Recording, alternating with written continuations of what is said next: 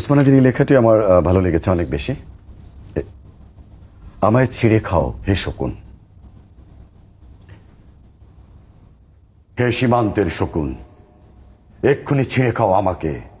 হে Atlantic ইরিগল, শিগগির খুবলে খাও আমাকে। হে বৈকাল হ্রদের বাজ, আছড়ে কামড়ে ছিন্ন ভিন্ন করো আমাকে। আমার রক্ত রসে শুধু অসহায়ত্ব আর অভাব।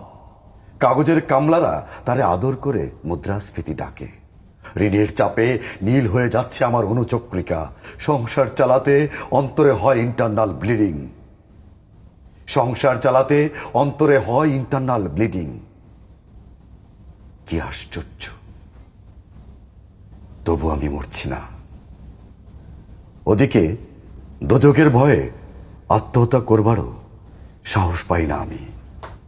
খোদাকে বললাম আমি মরতে চাই। তিনি বললেন বেঁচে আছো কে বলল?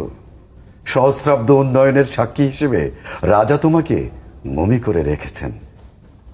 বাজারে দীর্ঘশ্বাস ফেললে নাকি রাজ্যের ভীষণ বদনাম হয়।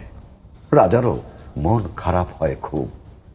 কোতোয়ালরা ফরমান জারি করেছে আমাকে সারাক্ষণই হাসতে হবে, নইলে দেশি কুকুর ও বিদেশি মাগুরকে একবেলা ভালো মন্দ খাওয়ানো হবে আমার মাংস দিয়ে।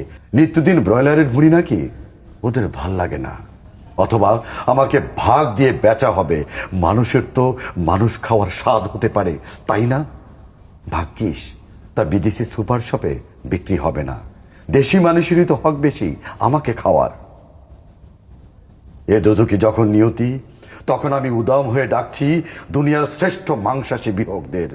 হে ঈগল, চিল ও ভয়ঙ্কর বাজেরা, হে সাম্রাজ্যবাদী সাহসী শকুনিরা, তোমরা F-35 এর মতো, MiG-29 এর মতো দল বেঁধে হামলে পড়ো আমার বুকে।